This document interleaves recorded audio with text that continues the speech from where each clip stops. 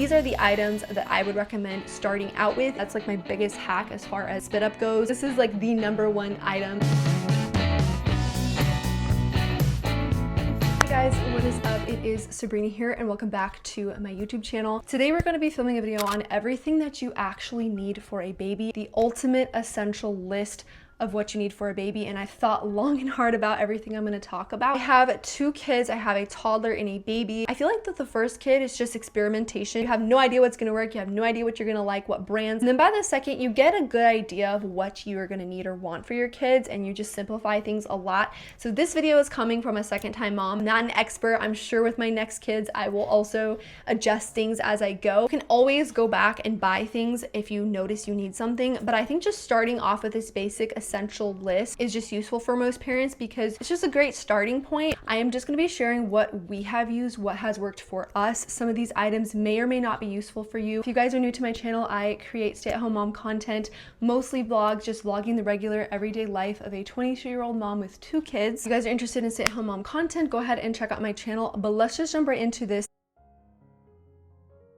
First category I'm going to talk about is gear, baby gear, and what that all entails. So the very first thing is a car seat. Obviously, you're gonna need a car seat. Infant car seat that we have actually came with a stroller, but we no longer use that stroller. We have a new one, and honestly, it doesn't even matter. I just put it into the new one. It's done really good for us. It's really lightweight.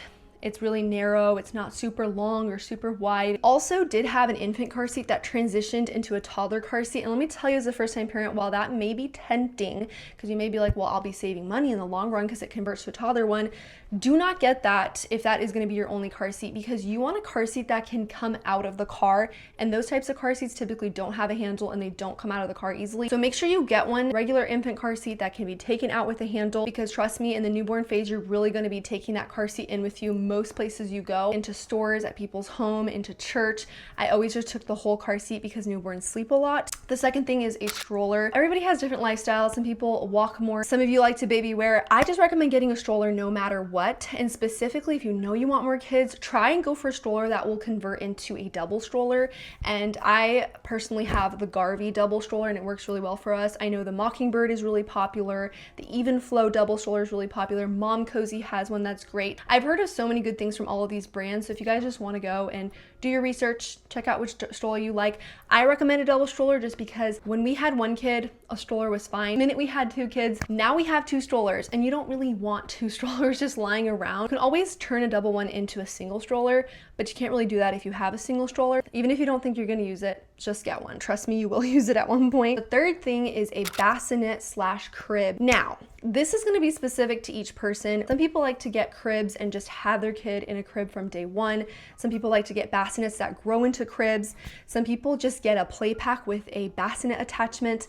I'll tell you what we do. We have a smaller bassinet that we keep in our room when our baby is a newborn, and it's easy to fit in our room. It's easy to move into the closet. Once the baby is a little older, we move them to a play pack. That's all we have. We've never actually owned a real crib. We've just had a play pack. There's even mattresses you can buy to put into a play pack to make it more comfortable. Basically, what I'm saying here is you just need a place for your baby to sleep, and it's up to you if you want to get a bassinet and a crib or just a crib. It's up to you. We really loved just using the play pack because it's super easy to move in and out of rooms. It's also really lightweight, easy to fold up if we had a guest come over and we had to move it quickly to our bedroom. I just don't really want a crib because it's such a large piece of furniture that's so difficult to move and store. Personally, I recommend just going for a play pack because it makes life so much easier.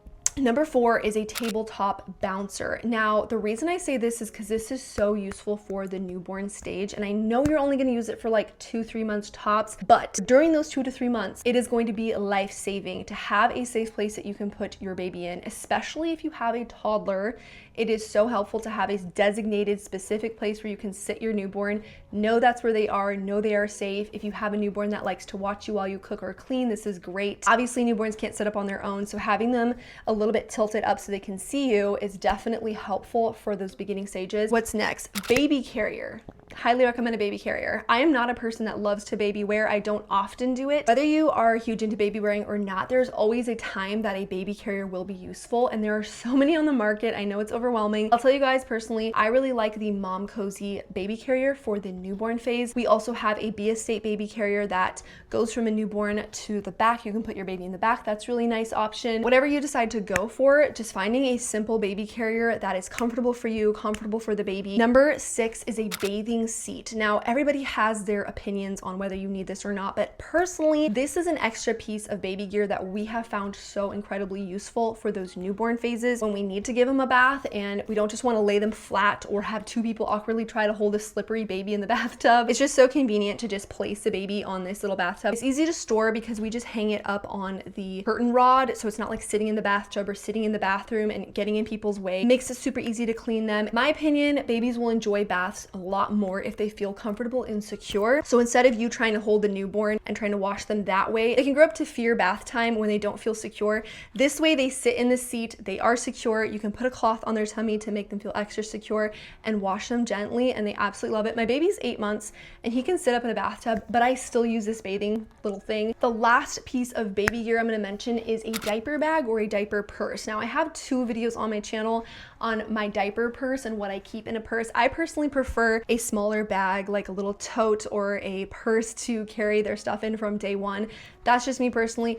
But whatever you do, whether you get a bigger backpack diaper bag, a purse diaper bag, or just a small one, or a canvas, whatever, you're gonna need something to carry this stuff out and about. I now no longer use a diaper bag or purse of any kind. We just have like this little pouch of just diapers and wipes in there, but that's just the stage that we are currently in right now. That definitely was not the case in the newborn phase when we needed extra clothing, a lot of diapers, burp cloths, bottles, all sorts of paraphernalia. And so definitely get yourself a diaper bag because it's always useful, at least in the very beginning, to have one. I recommend the Ruvalino backpack diaper bag on Amazon. It's really cheap and it's really great quality. I used it with my first daughter and then I still use it on trips. Now we're gonna get into feeding. Now this is gonna really depend on how you feed your baby, obviously, but a lot of moms don't know what they're gonna do or how things are gonna go. So I'm just gonna give you guys a couple of items just in case. I think these are useful, even if your plan is to breastfeed, just to have these on hand, just in case it doesn't go as planned, just in case you end up exclusively pumping or formula feeding or whatever. So the first thing is bottles, and you can go any route with bottles. There's so many out there that you can do research on. I personally recommend the Tommy Tippy bottles because they are wider and shorter, so they're easier to clean with your fingers. They also are pretty close to nature, so if you're trying to breastfeed and bottle feed, these are the good bottles to switch between. Actually, with the next kid, I would like to try the glass Tommy Tippy bottles. They actually have a glass option, which I thought was pretty cool if that's something you care about. You can get them in 5 ounces, 9 ounces, or 15 ounces. The next thing is technically optional, but I'm gonna mention a bottle washer. And the reason I say this is because if you do end up completely exclusively bottle feeding, you're gonna have a lot of pump parts or bottle parts. Now you can totally use your dishwasher. I did for a long time. Now I use my Mom Cozy bottle washer and I love it because I can start it up at any time. I no longer have to wait for the dishwasher to be full before I run it and clean the bottles. That used to be my dilemma of like, oh, it's not full, but I need more bottles. Now I don't have to worry about that because I have a bottle washer, but I definitely did bottle feed both my kids for a long time without one, so you don't necessarily need one. But if you want to make your life a little simpler and you just want to not have to worry about cleaning out your pump parts yourself, then just get a bottle washer. You can also use your dishwasher, but I'm just saying, breast pump, a quality, good, stable breast pump. Now, regardless of whether you breastfeed or pump, whatever you do, get a good breast pump. I recommend personally the Spectra S1, I think it's called. It's the blue one that doesn't need to be plugged into work. I recommend that one. It's great quality. I used it to exclusively pump for my first and my second. The reason I recommend a good, stable pump is because you can add a wearable pump into your pumping journey, but do not use it as your main pump. Even if you choose to breastfeed, maybe you want a little extra milk in the freezer for just in case a rainy day. Maybe your baby didn't fully empty you out, or you feel mastitis coming on and you want to empty out. Whatever the reason, just make sure you have a good pump on hand. Trust me, when you need it, you're gonna need it, and you don't want to be left without one. If you guys want to use a manual pump, that's fine. I just recommend going for a full good pump in the beginning. I did not plan to exclusively pump. That's what ended up happening with both kids, and I was just so happy to have the Spectra when I needed it. Milk storage bags. If you produce a lot of milk and you decide to pump on this side, then you're gonna need these. these. Just start off with a small pack because like I said, you may or may not need them. I personally like Lancino and I use that with my son. I use up 700 something bags. The last thing is a boppy pillow. Now, why I say a bopping pillow is because you can use them for when you're breastfeeding, just putting them around you and helping hold the baby up so they can breastfeed. And you can also use them if you bottle feed by putting your baby in there and propping them up a little bit while you bottle feed. That way you can like pump on the side or attend to your toddler on the side or whatever. Just really found my boppy pillow useful for when I breastfed or when I pumped, when I bottle fed, or just when my baby was sitting on the couch, when he was learning to sit up a little bit, it just kept him in place. So I personally love my boppy pillow and I've used it so much with just everything. It's been especially useful during feedings, both breastfeeding and bottle feeding. So I highly recommend you guys get one of these things. I have my boppy pillow right here and I got a really cute muslin color so I can just throw it on my couch and it doesn't clash with everything. So this is what I have and I just love it. Okay, so the next category is clothing. Now, I am just going to start off with what you're gonna need with a newborn. And then obviously as they grow, you can adjust and you just buy newer, bigger sizes, whatever. Let's just start with the basics because I feel like I bought way too many clothes that I never ended up using for my baby in the first 3 or 4 months. So let's get into it. Two-way zipper mitten sleepers. So these are the little sleepers that come with built-in mittens, the feet that are attached, and a two-way zipper. These are the only sleepers I will ever get. If a sleeper doesn't have all of these things, I ain't getting it. I also prefer the ones that are a little bit of a stretchier fabric. They just end up fitting in those a little longer than the normal cotton ones. Middle of the night when you're changing a diaper and you don't want to undress your whole baby, it is just so much easier to unzip from the bottom. The mittens keep their hands warm, the feeties keep their feet warm. If you want to, you can take the mittens off because they're the kind that are retractable. Your newborn will most likely be living in sleepers for the first 3 to 4 months of their life. So invest in these, okay? This is like the #1 item that you should get as far as clothing goes for your baby. Second thing is button down onesies. Now, I personally like to layer my babies up when they're born. I like to put them in a onesie and then put the sleeper over them just to keep them extra warm at night and during the day because babies cannot regulate their temperature as well as older babies or children can. What I mean by button up is not the typical onesie that you pull over their head. It's the ones that you lay flat, put your baby in the middle, and then button up down the side. Because trust me, with newborns, you don't want to be pulling a bunch of stuff over their head. It's just gonna make them really uncomfortable and probably cry, and they're really fragile. So just get the kinds that they lay in, button them up in that onesie, and then zip them up in that sleeper. And I highly recommend this even if you have a baby in the summertime, if you keep them inside, because the AC can still be pretty cold for them. Bibs, specifically the ones from Target, and I don't remember the brand exactly. I'll put them in the screen. I'll also try to link everything down below.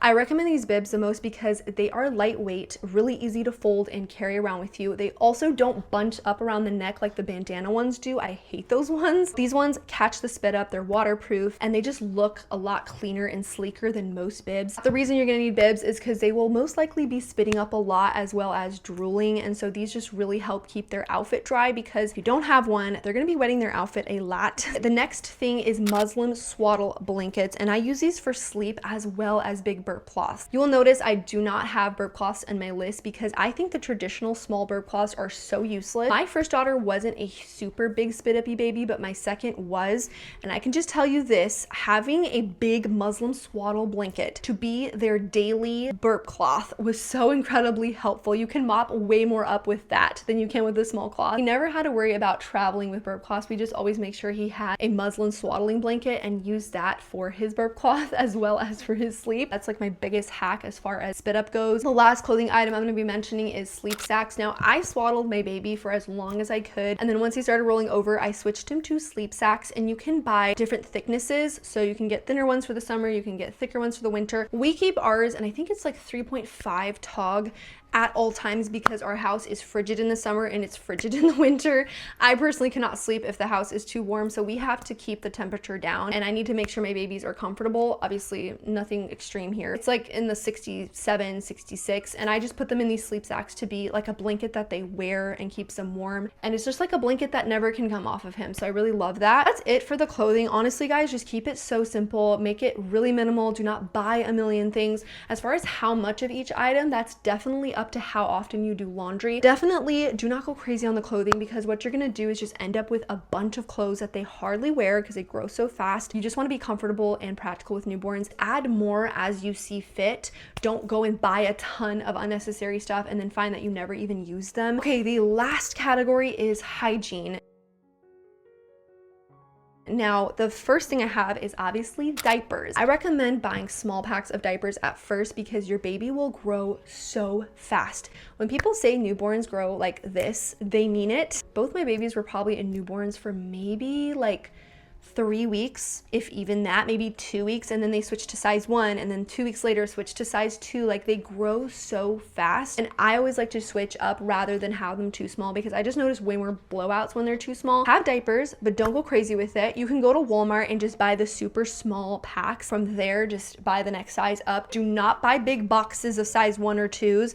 I'm telling you, maybe you have a below average baby as far as weight and size, but I quickly moved out of those, and I have so many extras. Buy them in small packs at first and see how fast your baby goes through them. The next thing is wipes, obviously. I personally like Kirkland Signature wipes, Kirkland Signature diapers. They're my favorite. They cost the best. They work the best. That's just what has worked for us. I've had no problems with them. The next thing is rash cream. Now, I know some kids who don't really need rash cream. They're not prone to skin problems or rashes. Both my kids have very sensitive skin, and if I skip even one diaper change without putting rash cream, they will develop a rash. So I always had to get some. I use, what is it called? Bordeaux?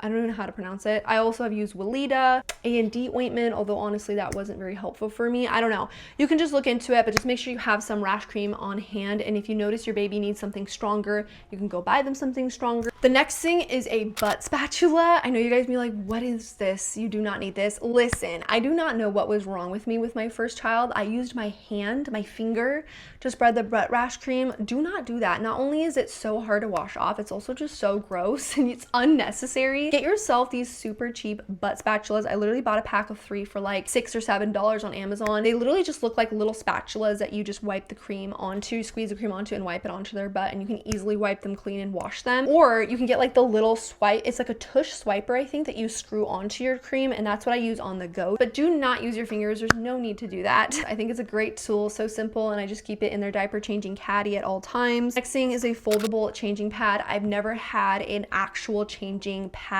or like fancy setup. It's just the foldable ones, and honestly, you don't even need them the older your kid gets. I never use them with my toddler. With my baby, I definitely did in the newborn stage because everything's a lot more runny and messy, but you definitely don't need these later on, and that's why I say you don't even need a real changing pad. Just get a cheap like $10 foldable one that you can move with you into the living room, into your bedroom, into their bedroom, something that's just really mobile and easy to store away, and it just minimizes how many items you need to have for your kid. I know a lot of diaper bags also come with them, so you can always use the one from your diaper bag. Last thing here is just some baby soap and baby lotion for bath times. Some people like to not use anything. I personally like to. I use the Shea Moisture, and it smells amazing. So I use the body wash, and then I also use lotion after their bath time just to bring some moisture back into their skin, some hydration. You will be using that for a long time. I think it takes like a year for us to go through body wash because it's just they don't get baths very often. That is my list of everything that you need for a baby when you are first getting started. These are some registry must-haves. Obviously, you can add more items as you see necessary. That's what we do. We obviously have more than just that. These are the items that I would recommend starting out with if you're looking into what you need for a baby. Don't buy every single baby product on the market thinking you're going to need it because you might not. I hope you guys enjoyed, and I will see you in the next one.